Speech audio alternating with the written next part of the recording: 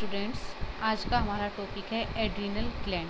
ठीक है, adrenal gland एक एंडोक्राइन ग्लैंड है, डक्टलेस ग्लैंड जिसे हम बोलते हैं, जो कि हॉर्मोन्स का सिक्रीशन करती हैं और थ्रू द ब्लड अपना जो सिक्रीशन है वो टारगेट सेल तक पहुंचाते हैं, जहां पर वो जाकर रिसेप्टर के साथ में बाइंड करके अपना एक्शन जो होगा परफॉर्म करते हैं। एड्रीनल ग्लैंड को हम सुप्रारेनल ग्लैंड भी बोलते हैं। सुप्रारेनल, सुप्रा इसकी पोजीशन को डिफाइन करने के लिए मीन्स अबोव, किसी चीज़ के भी अबोव। रेनल मतलब यहाँ पर हम रेनल किसके लिए यूज़ करते हैं, किडनी के लिए। किडनी के अबोव जो स्ट्रक्चर प्रेजेंट होता है उसे हम बोलेंगे सुप्रारेनल। पोजीशन देखेंगे तो एड्रीनल ग्लैंड की पोजीशन क्या है, above the kidney, at the upper most part of the kidney adrenal gland present होती है। वन पेयर यानी एक किडनी के ऊपर एक एड्रीनल ग्लैंड, तो दो किडनी के ऊपर दो एड्रीनल ग्लैंड प्रेजेंट होंगी। One pair of yellowish coloured small size की ग्लैंड प्रेजेंट होती है। एड्रीनल ग्लैंड को हम 4S ग्लैंड भी बोलते हैं। 4S ग्लैंड क्यों बोलते हैं, इसके फंक्शंस के कारण। जो इसके मेन फंक्शंस हैं चार, उन चारों का जो नेम है वो S से स्टार्ट होता है, इसीलिए हम इसे 4S ग्लैंड भी बोलते हैं। फर्स्ट जो है शुगर मेटाबॉलिज्म, सेकंड है सोल्ट रिटेंशन, थर्ड है source of energy and fourth है सेक्स हार्मोन सिक्रीशन। तो ये जो चारों हैं S से स्टार्ट हो रही हैं, इसीलिए हम इसे 4S ग्लैंड भी बोलते हैं। सबसे पहले एड्रीनल ग्लैंड को यूस्टेचर नाम के साइंटिस्ट ने डिस्कवर किया था। Sugar metabolism, salt retention, source of energy and sex hormone secretion adrenal gland के मेन फंक्शंस हैं। एड्रीनल ग्लैंड का अगर हम TS देखते हैं तो इसको दो पार्ट में डिवाइड करेंगे। एक होता है एड्रीनल कोर्टेक्स और दूसरा होगा एड्रीनल मेडुला। आउटर वाला रीजन जो कि अबाउट 80 to 90% जो पार्ट है इसका फॉर्म करता है, इसे हम बोलते हैं एड्रीनल कोर्टेक्स। एड्रीनल मेडुला अंदर वाला जो पार्ट है अबाउट 10 to 20% फॉर्म करता है, उसे हम बोलते हैं एड्रीनल मेडुला। आउटर रीजन होगा एड्रीनल कोर्टेक्स, इनर रीजन होगा एड्रीनल मेडुला।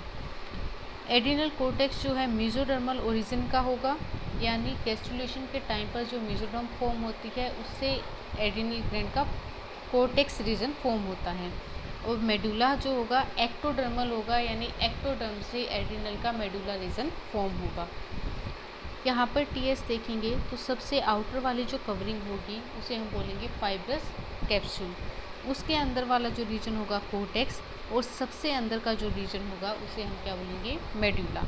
कोर्टेक्स को हम फर्दर फिर 3 जोन के अंदर डिवाइड करते हैं based on the type of sales.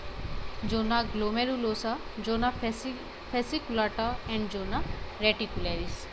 इन तीनों को हम सेल के बेसिस पर, जैसे कि जोना ग्लोमेरुलोसा है, सबसे upper small size regularly arrange cells यहाँ पर प्रेजेंट होती हैं।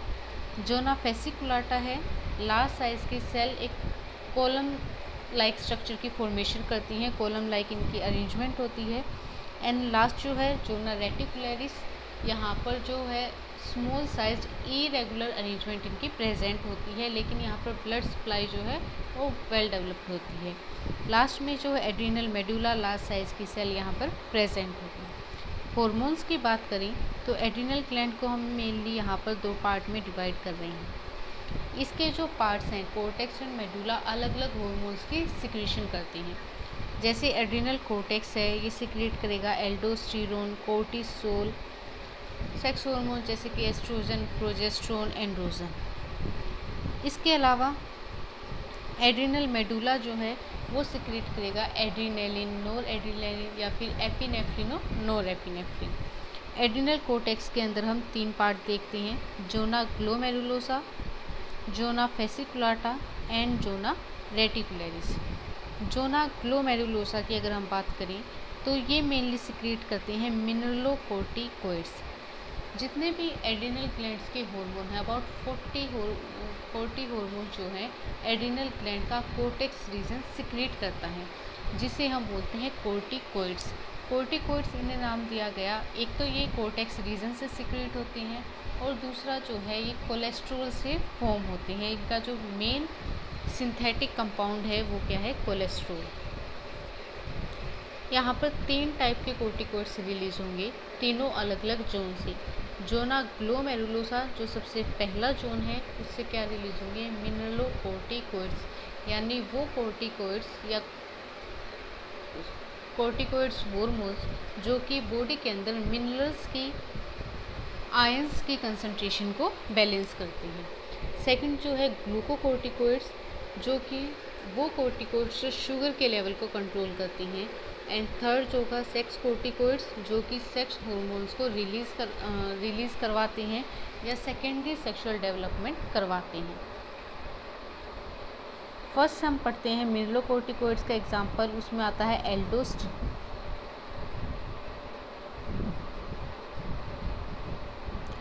है एल्डोस्टेरोन 11-डीऑक्सीकोर्टिकोइड।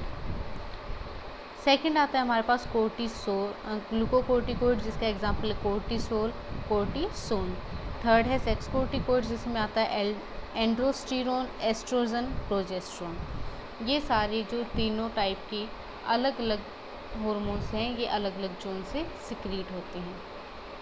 इसके बाद सबसे पहले हम देखते हैं मिनरलोकोर्टिकोइड्स। मिनरलोकोर्टिकोइड्स मतलब वो कोर्टिकोइड्स हार्मोन जो मिनरल्स की कंसंट्रेशन को मेंटेन रखते हैं। इसमें 2 मेन हार्मोन आते हैं। फर्स्ट जो हार्मोन है वो है एल्डोस्टेरोन एंड सेकंड जो हार्मोन है वो है 11-डीऑक्सीकोर्टिकोइड्स।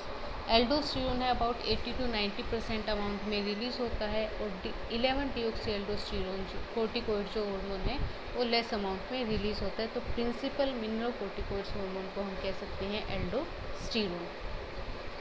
एल्डोस्टेरोन की अगर हम बात करें कि रिलीज़ कब होता है, कौन सी वो कंडीशंस होती हैं जो उसको स्टिमुलेट करती हैं रिलीज़ होने के लिए।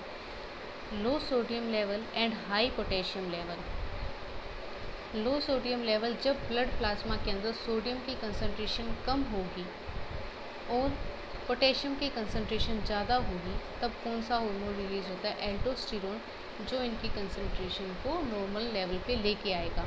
हमें पता है कि हमारे एक्स्ट्रा सेलुलर फ्लूइड के अंदर और ब्लड प्लाज्मा के अंदर सोडियम की कंसंट्रेशन हमेशा ज़्यादा रहती है। जब सेल मेम्ब्रेन जो होगी रेस्टिंग पोटेंशियल पर होती है, तब सोडियम की कंसंट्रेशन एक्स्ट्रा सेलुलर फ्लूइड में ज़्यादा होती है as compare to inside.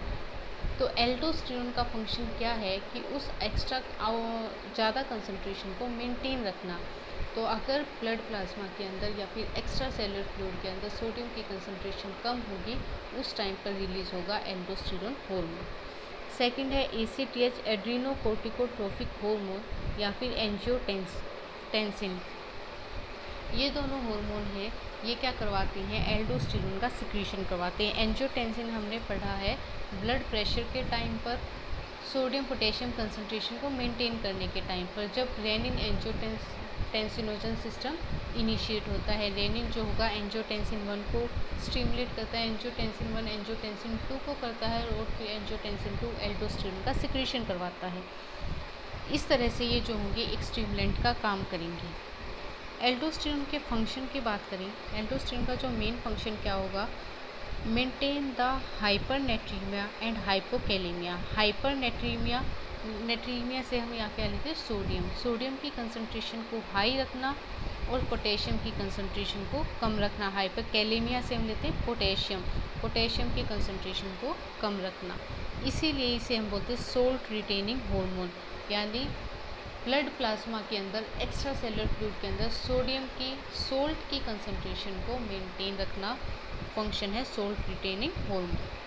Second जो फंक्शन है यहाँ पर प्रेशर डायूरेसिस, यानी increase blood volume and increase blood pressure. Blood volume को भी ब्लड प्रेशर को भी, जैसे सोडियम की कंसंट्रेशन इंक्रीज होगी ब्लड के अंदर, ब्लड का वॉल्यूम इंक्रीज होगा और जैसे ही ब्लड वॉल्यूम इंक्रीज होगा ब्लड का प्रेशर भी इंक्रीज होगा।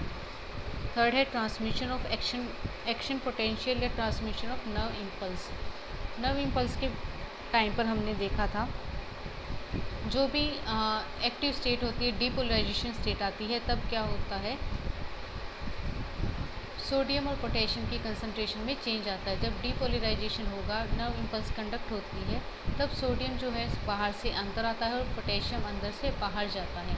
तो उसके थ्रू जो इनकी कंसंट्रेशन को मेंटेन करने के लिए सोडियम पोटेशियम एटीपेज काम करता है और नर्व इम्पल्स का कंडक्शन आगे करवाता है। इस तरह से यहाँ पर मेन 3 फंक्शन हो गए: salt retaining hormone, pressure diuresis and transmission of action potential.